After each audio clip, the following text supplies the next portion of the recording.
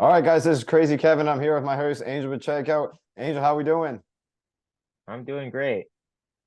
Awesome. Now you have a fight coming up March 30th in Atlantic City. How you feeling with that fight coming up?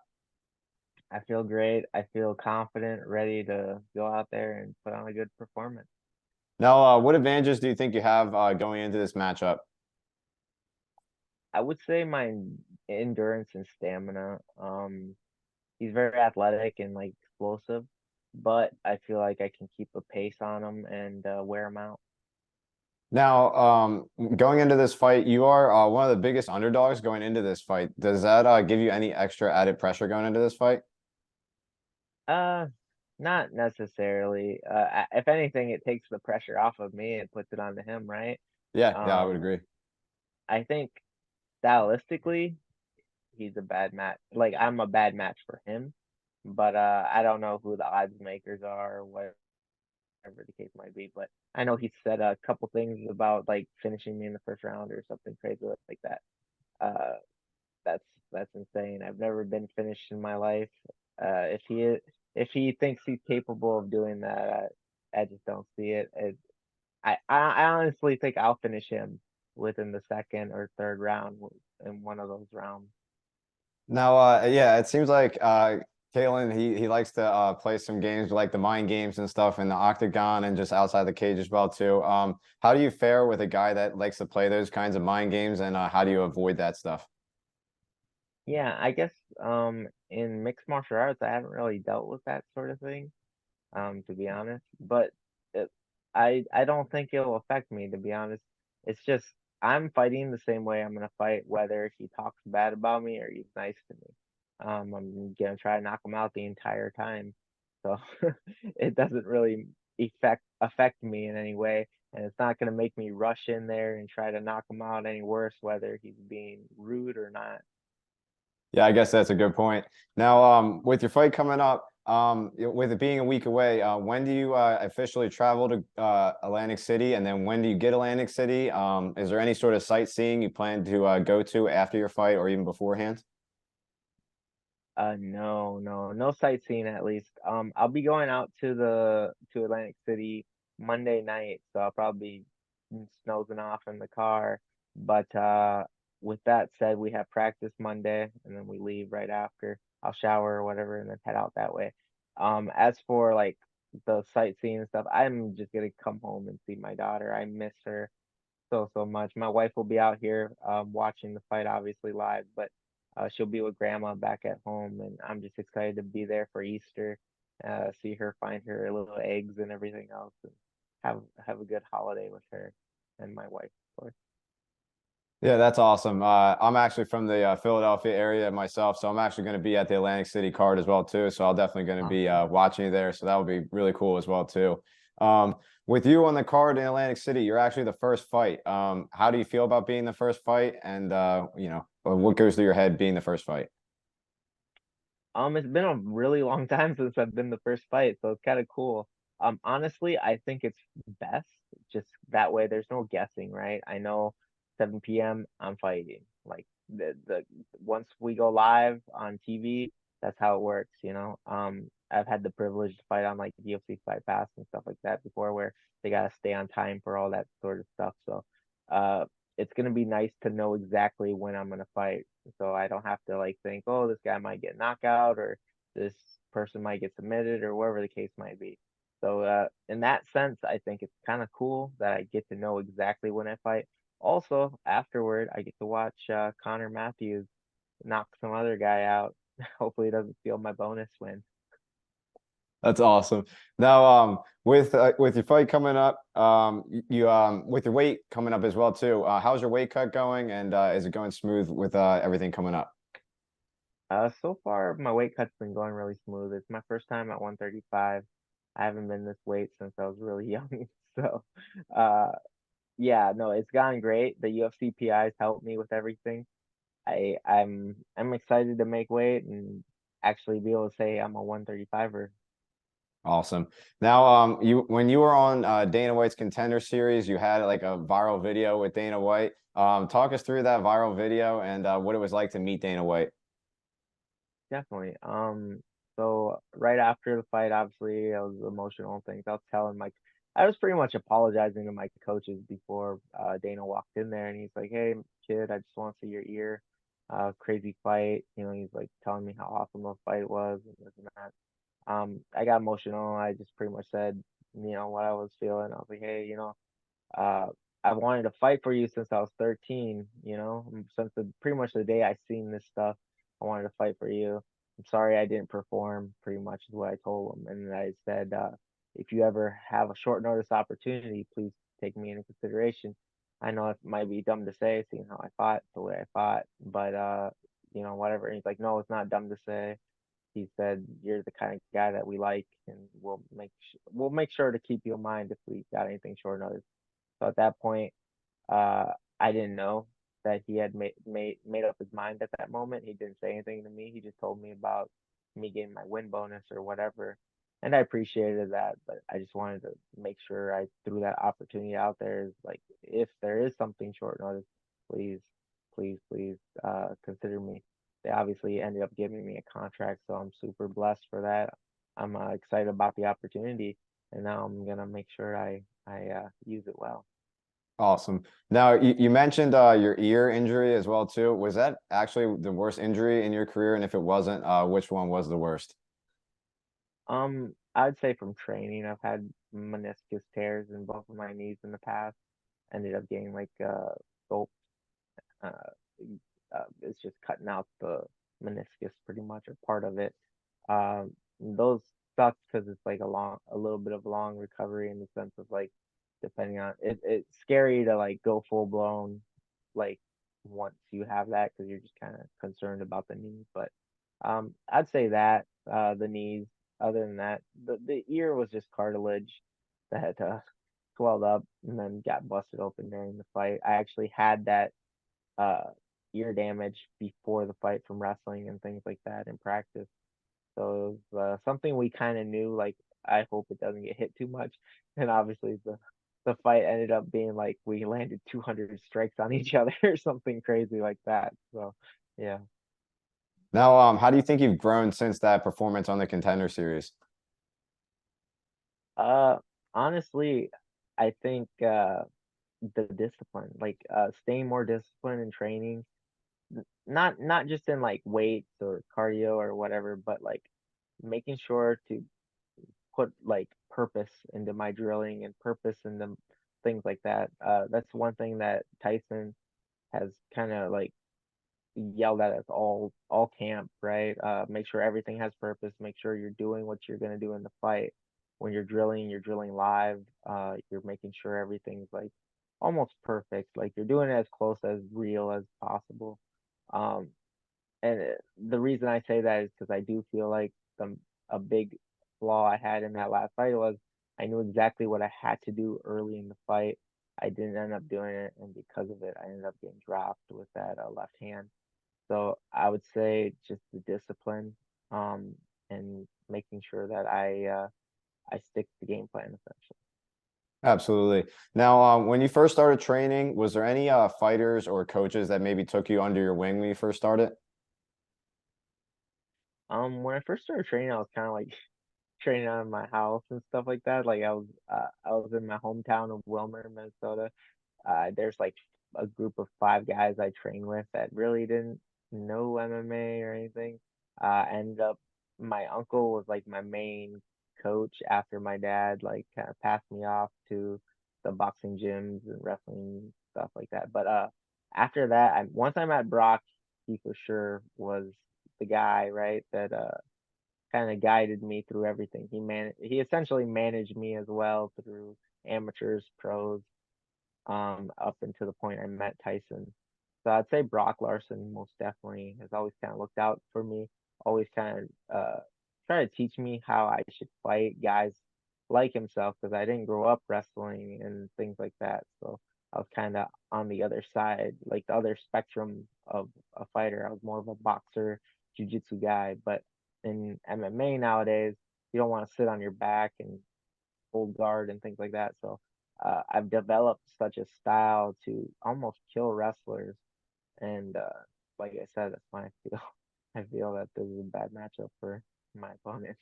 Right. Now, what advice would you give to a young fighter that's just getting into fighting? Oh man, that's a great question. One thing I would say is, at least for me, when I like started training and things like that, I always thought like I was such a tough kid and things like that. Just know everything's an uphill battle. Once you join a gym, don't get discouraged. You're gonna be getting beat up by practically everybody. If it's a gym worth anything, the guys that are quote unquote not good are still gonna be beating you up pretty good. uh, and just you have to love this in order to continue it. The wins and stuff like that, that's the highest high, and it's the greatest feeling ever. But when you lose, it's the lowest low, and it's the worst feeling ever. So I'd say just make sure you love it. Make sure that you put everything into it, because it's a dangerous thing. Like my last fight, it could have ended way worse, right? Like I could have been injured, I could have been knocked out, I could have been concussed, all sorts of horrible stuff. Um, so just make sure you're working your tail off because it's a dangerous sport and it's not something you want to half-ass. Absolutely. Now, I know every fighter's goal is to win that UFC title one day, but besides winning that title, what other goals do you have in the UFC?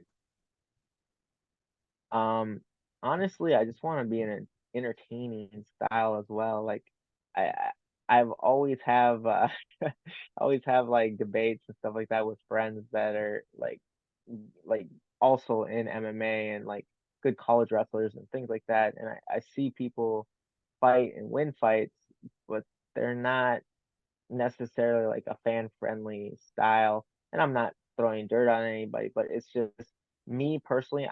I started as a fan, obviously, and became a fighter. So I always prefer to be exciting and um kind of like the Justin Gaethje's, Eddie Alvarez's of the world, right? Like Justin especially could use wrestling, and he never does because he likes to be exciting. Obviously, I don't have that option, the wrestling option, but I do want to be exciting. I do want to get finishes, and that's why all my wins are by finish. So I've just kind of developed the style to be a fan-friendly fighter and be a guy that Dana White's excited to watch, and Sean Shelby as well, and McMahon and all these guys. That's very cool. And with you being on the Contender Series, is there something cool that happens behind the scenes that maybe a fan should know on the Contender Series? Um, Aside from that, like meeting Dana in the back and like being in the back, it's pretty normal. I'd say it's like just like any other fight. You're in the back, you're warming up. There's people around, other fighters or whatever. Nothing necessarily that sticks out too much. It is a little eerie, the quietness and things like that. I think that's kind of a cool aspect. I'm sure I'll eventually fight again in the Apex at some point in my life. So it'll be interesting to do it again and obviously get a win in that arena. Why do you think you're going to return again in the Apex? I just feel like they have a lot of fights there nowadays.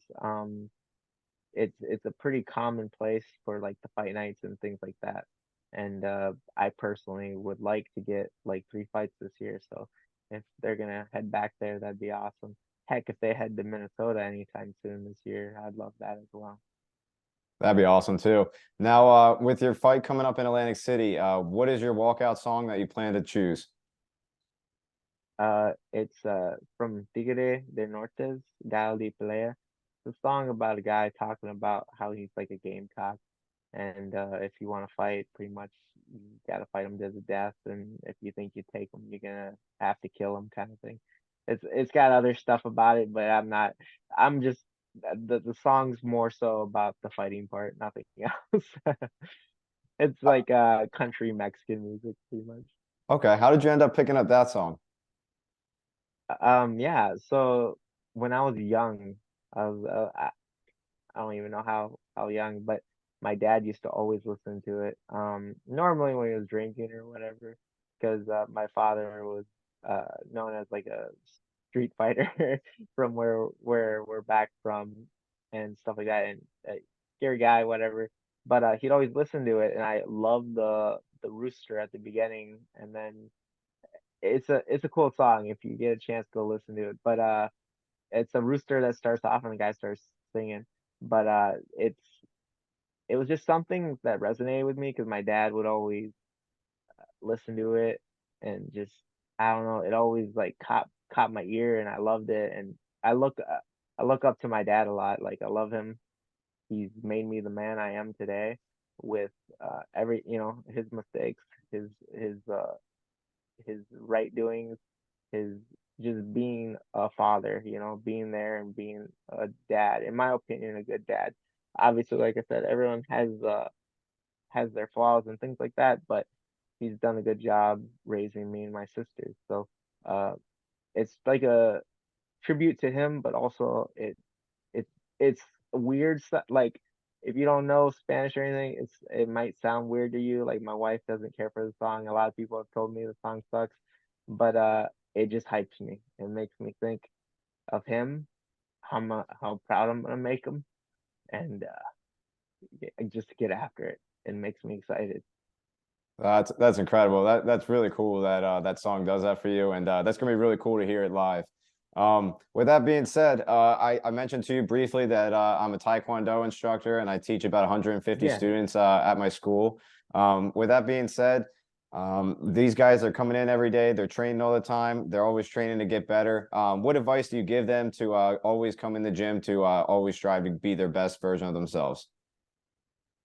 yeah, definitely. I would say, um, be open-minded. Like I know there's times, even for myself, where like maybe my coach will teach something and I'll be like, oh, that's not for me right away, right? Still learn the technique, still do it, still put your best foot forward and put some like real effort into something, even if it's maybe something you don't necessarily like right away or something you don't think you'll use. Still put that full effort into it to learn it, and that way it's at least a tool that you could use if you need to in the future.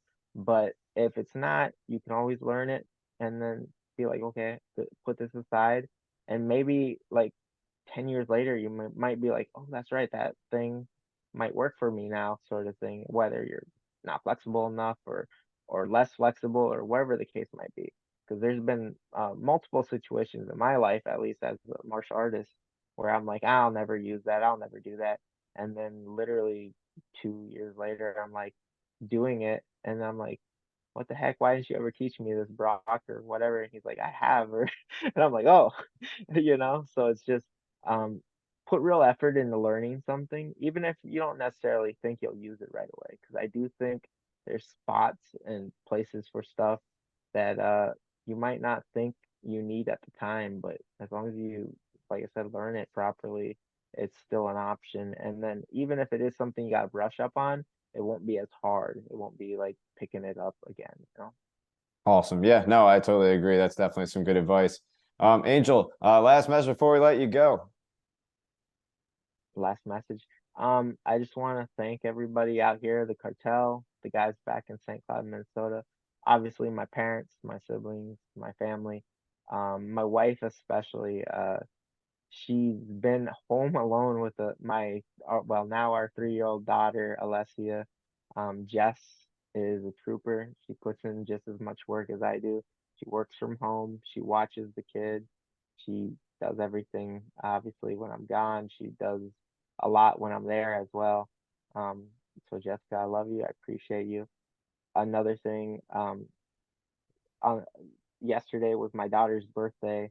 I've sacrificed a lot for this camp. It's obviously um it's hard emotionally to be away from them, it, and stuff like that. But I wanted to say thank you to Alessia as well. I know she doesn't really understand things right now because she's so young, but at some point she will, and I just plan on helping our family have a better future. That's incredible. And happy belated birthday to your daughter. And we're looking forward to seeing your fight live on March 30th. And good luck. And we're looking forward to it. And hopefully we can talk in the future and set up another interview. Thanks so much for coming on. Really appreciate it. Sounds great. Thank you, sir. Yeah, man, no Appreciate problem. you. All right. Have a good night. You too. 終わって終わらない焦燥狂って